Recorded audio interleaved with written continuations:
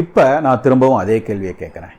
Bible தான் கிறிஸ்தவத்துக்கு சட்ட புத்தகம்னு ஓயாமல் ஒப்பாரி வைக்கிறீங்களே, உங்கள் கைகளில் இருக்கிற பைபிள்களில் எந்த பைபிள் முழுக்க முழுக்க இறைவனால் அருளப்பட்ட பிழையற்ற வேதம்? கேஜேவியை போல எந்த ஆராய்ச்சியும் பண்ணாமல் கிடைச்சதை வச்சு அச்சடிக்கப்பட்ட பழைய பைபிள்களா, இல்லை அவைகளில் இருந்து 50-60 வசனங்களை தூக்கிட்டு அவைகள்லாம் இடைச்செருகள்னு சொல்கிற நவீன பைபிள்களா? இவைகளில் எது தேவனுடைய வார்த்தை? கேஜேவி தான் இறைவனுடைய வார்த்தைன்னு சொல்வீங்கன்னா அதில் இருக்கிற 50-60 வசனங்கள் பிற்கால மனிதர்களோட கலப்படம்னு உங்கள் பைபிள்களை உருவாக்குகிற அறிஞர்களே சொல்கிறாங்களே, அவங்கெல்லாம் முட்டாள்களா? இல்லை NIV போன்ற சுத்திகரிக்கப்பட்ட பைபிள்கள் தான் இறைவார்த்தைன்னு சொல்வீங்கன்னா எதிர்காலத்தில் வர்ற பைபிள்கள் இன்னும் 10-20 வசனங்களை இதே மாதிரி தூக்கி எறியாதுன்னு என்ன நிச்சயம்? அன்னைக்கு அந்த பைபிள்களை தான் பிழையற்ற வேதம்னு சொல்வீங்களா?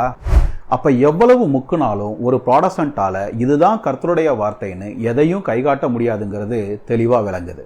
ஏன்னா நமக்கு மேலே இருக்கிற ஒரு அதிகாரம் இதுதான் கர்த்தருடைய வார்த்தைன்னு சொல்லாத வரைக்கும் எந்த பைபிளையும் இதுதான் கர்த்தருடைய வார்த்தைன்னு நம்மால் தீர்மானமாக சொல்லவே முடியாது. ப்ராட்டஸ்டன்ட்டுகளுக்கு இருக்கிற இதே பிரச்சனை கிபி 300கள் வரைக்கும் மொத்த கிறிஸ்தவ உலகத்துக்கும் இருந்தது. அந்த நேரத்தில் கத்தோலிக்க தலைமை தலையிட்டு இதுதான் கர்த்தருடைய வார்த்தைன்னு ஒரு பைபிளை பிரகடனம் செஞ்சது. நமக்கு மேலே இருக்கிற ஒரு அதிகாரம் தான் இந்த முடிவை சொல்ல முடியுங்கிற பகுத்தறிவு அன்றைய கிறிஸ்தவர்களுக்கு இருந்ததால மொத்த கிறிஸ்தவ உலகமும் அந்த பைபிளை இறைவார்த்தைன்னு ஏற்றுக்குச்சு. அதன் மூலமாக இன்னைக்கு ப்ராடஸ்டன்ட்டுகளுக்கு இருக்கிற இதே சிக்கல்ல இருந்து மொத்த கிறிஸ்தவ உலகமும் வெளியே வந்துச்சு. அந்த வகையில் பார்த்தா ஏற்கனவே தீர்க்கப்பட்ட ஒரு பிரச்சனையை திரும்பவும் உருவாக்கிக்கிட்ட பித்துக்குளிகள் தான் ப்ராடஸ்டன்ட்டுகள். உண்மைதான், கத்தோலிக்க சபை இறைவார்த்தைன்னு சொன்ன பைபிள்லையும் இதே 50-60 வசனங்கள் இருக்கத்தான் செய்யுது. ஆனால் இந்த வசனங்கள் எப்படி வந்துச்சுங்கிறது ஒரு கத்தோலிக்கனுக்கு விஷயமே இல்லை.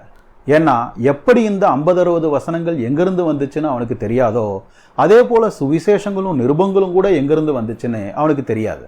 ஆனால் அவைகளையெல்லாம் கத்தோலிக்க சபை சொன்னதாலேயே இறைவார்த்தை நம்புறவன் இந்த 50-60 வசனங்களை மட்டும் நம்பாமல் இருக்கிறதுல என்ன அர்த்தம் இருக்கு?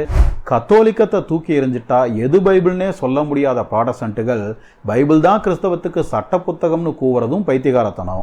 கத்தோலிக்க பைபிளை ஏற்றுக்கிட்டா அதை வச்சே கத்தோலிக்கத்தை கள்ளமதம்னு சொல்றதும் நுனிக்கிளையில அமர்ந்து அடிக்கிளையை வெட்டுகிற ஒரு பைத்தியகாரத்தனம்.